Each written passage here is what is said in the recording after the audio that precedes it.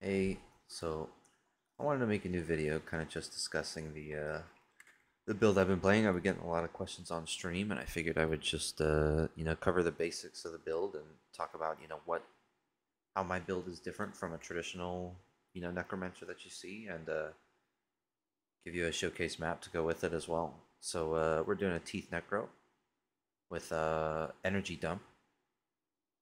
The main reason for doing energy dump is that you find yourself playing on traditional Teeth Necro. I always chug so many potions, and it really halts my gameplay in terms of how fast I can clear the map because I'm always having to go back to pick up potions and this and that and the other thing. So I found it to be more effective to do mana dump, especially with the newer changes in the last couple seasons of PD2.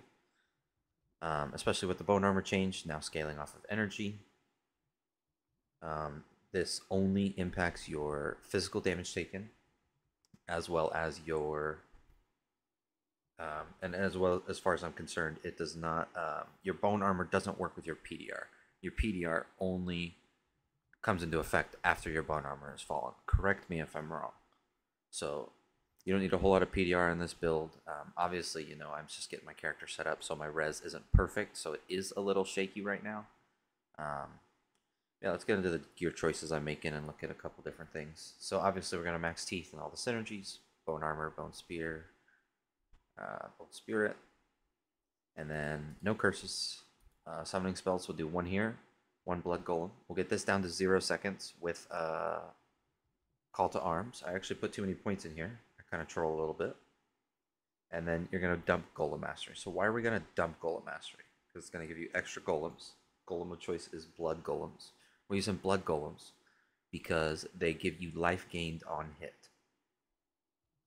So blood warp takes 12% of your current health, and after I use my battle orders, we're at 794 HP. So currently blood warp is taking about 93 HP away from me, and my blood golems give me 26 whenever they attack something, which is great. And then I have 16 life after each kill, 17 mana after each kill. So kind of the goal here is not only are we, becoming more tanky in our fizz mitigation through bone armor, because it's absorbing 1500 damage, but we're also, um, keeping our life pool low so that we can, keep our clear up and, kind of, you know, I think it's a more fluent play style than the typical vitality dump. Um, Hardcore viable, I'm sure you can make it hardcore viable. You could go about 50-50. And we'll look at some of the gear choices and we'll discuss why we use those different pieces. Bone Shade, obviously, it's going to be your best in slot because you're going to get the +7 to teeth if it's rolled well. This one's boxed for 2 sockets and +1. Jewels are temporary, but obviously things you're gonna want to look for: life after each kill, mana after each kill, stats, strength, res, kind of whatever you need. The sockets are very free on this build because you don't really have you don't have facets, you don't have anything important to put in them. Cultist, these are a big part of the build. Because we are using a cultist, we have a high strength requirement, so that's important. If you can get strength anywhere you can, whether that's on your charms or on your jewels or whatever. Max mana, while it doesn't contribute directly to your bone armor, it's actually super helpful, just so you don't run out of mana as often. And reduce curse duration in tandem with my mercenary. This actually works out very well. I'm usually only cursed for 3 or 4 seconds in a map, which is awesome. Stone of Jordan, obviously, +1 mana. Obviously, you want 10 FCR in this eventually. I'm just, on a budget setup. Arachnid Mesh, obviously, +1, 20 FCR, increase max mana. If you get strength or extra FCR or res or whatever. I'm just using this right now until I get another 10 FCR slam somewhere because I'm currently at cap. I'm going to need a 10 FCR ring. This one's great. A little bit of mana, dual res, stat after each kill, MF. Pretty cookie cutter. Silkweaves, you can go for any slam on these. You can go for MF. You can go for more life or mana after each kill. You can go for, faster hit recovery, kind of whatever you feel like your build's lacking. K. Hagen's obviously the best choice. 2 skills, 20 FCR. Mana after each kill, flat energy. This thing is just a powerhouse of a body armor for this build. It's an insane amount of power. Circlet, right now with my current setup, it has to be 220. The reason why you want to go 2 Necromancer, you'll see on a lot of these things, we're going all skills. We're not going P and B. We're going all skills. All skills are important because it helps reduce the cooldown of your blood warp. If you don't run all skills and you run poison and bone in specific places, it's going to make it so you have to dump more points into blood warp. You're going to have less golems. You're going to have less survivability. You're going to have less tankiness. So we want to focus on all skills. So Necromancer contributes to all skills. 2 Necro, 20 FCR, pretty much the only requirements on this. You know, I'm trying to shore it up with some res. Stats are good here. You can get stat after each kill. I would love to drop the 20 FCR in a little bit after I get some more slams somewhere and I move some things around. I would love to get, remove the FCR, and then I can go for, a 2 Necro with a bunch of strength and all res and stats per kill, and then I can +1 on that, right?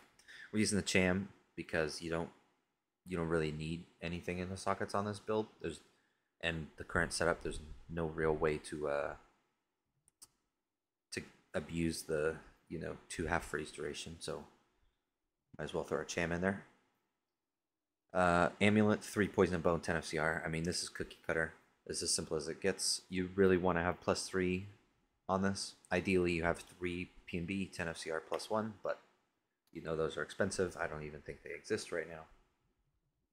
But and then life after each kill is a nice slam.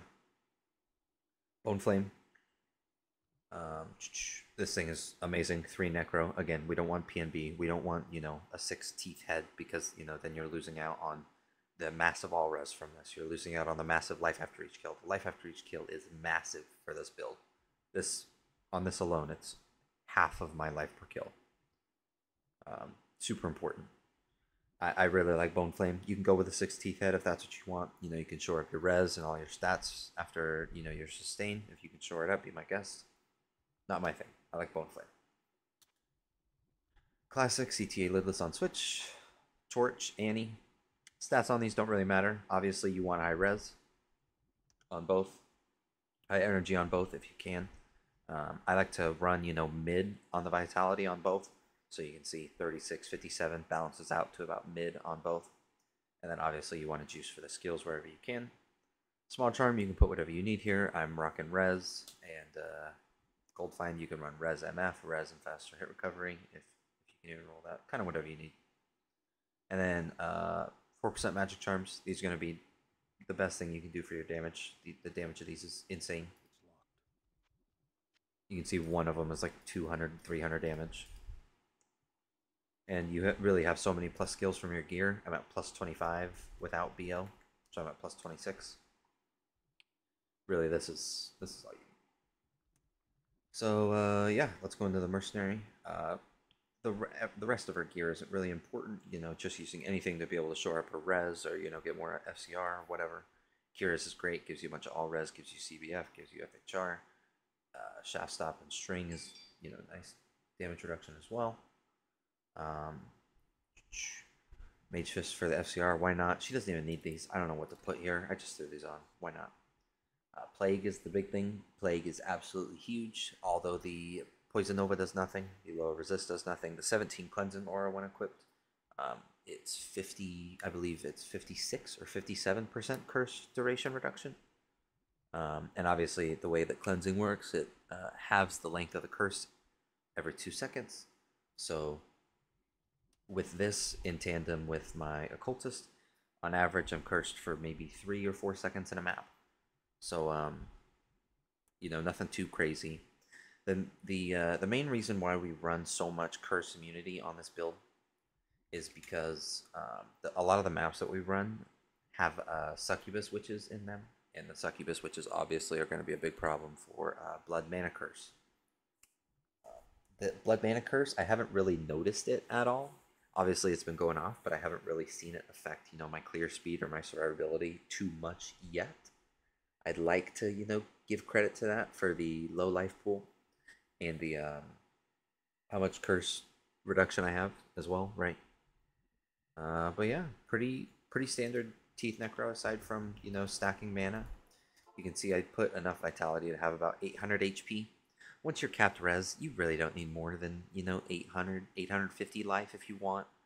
Um, once you're res capped, you're not going to get one shot with 75 cold res from a cold enchanted mob. It's just not going to happen. With 46, it's a little rippy. So right now I do have to be a little bit careful, in terms of, the fights I choose to pick and when. But yeah, and then we'll talk about some maps you can run. We'll rank them as well, right? We're gonna have S tier and A tier. Sewers is an A tier map. It's good but not great. Same with Horizon. Um, Sewers, it just feels kind of clunky. There's a lot of obstacles, and the mobs don't always get hit. Bash or Horizon as well. It's a great map for Teeth Necro, but you do get decrept every once in a while. Something to keep in mind. Bastion is absolutely S tier. This map is amazing. This is the one I'm going to showcase, in a couple minutes. It's amazing map. Ancestral Trial, once again another amazing map. Definitely S tier. Wide open, not a lot of obstacles, low HP. Great map. Zoltan Cool. This is like right in the middle of the two. This is just your average map. It's good. It's great, but it's not best. Um, Big open rooms. You teleport into the little portal. You play this more as a telestomp build, given that you're using the Act 4 mark. You can see he's got the Sanctuary Aura. He's got a level 21 Sanctuary Aura, which is minus 15 enemy magic res. I play it more as a telestomp version, so that you can get that Sanctuary Aura procced on the mobs instantly. You can get that minus 15, and usually 2 teeth, so clear the room. Thrones, you can run them. It's a little iffy. I'd recommend, getting a little more perfect gear before you hop into something like that. Same with Phlegathon, I'd be a little careful. Pandemonium Citadel, awesome. S tier map. It's amazing. So yeah, I've been getting a lot of questions, and I figured why not, make a little video, make a little showcase. And obviously, when we're slamming and running our maps or rolling them, whatever, I found out that up to 10% max life feels okay to run. 4% magic absorb feels fine. I would assume 5% is fine too. Anything above 10% max life or 6% magic absorb, you're going to want to re-roll it, as it's just going to take you too long. It's going to hurt your clear speed way too much. Obviously, slams that are bad for you. The only one that's bad is a lot of increased max life and cannot be frozen. And then minus cast speed. Minus cast speed is an absolute brick. It absolutely destroys your damage. It's completely not worth it at all. I wouldn't even waste your time. Minus 4 max all res. Doesn't matter because we don't have capped res to begin with. So yeah, I'm going to mute up. I'll give you guys a little showcase. And yeah, I'll be live streaming, some maps here on Twitch, throughout the next couple weeks. So stop by, give me a follow, say what's up. And yeah.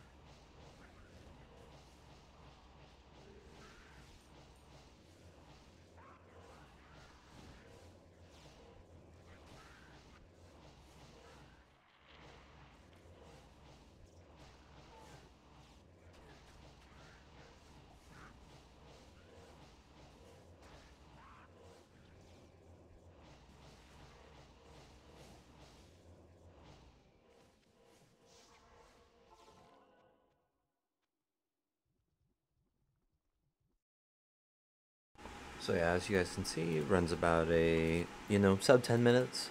Anywhere between 7 and 9, depending on your investment. You'll speed up a little bit more once you squeeze out a couple more skills and a couple more places. But yeah, I just wanted to give you guys a quick showcase on the build. Comment any questions down below, or come and ask me in my live stream. Take care.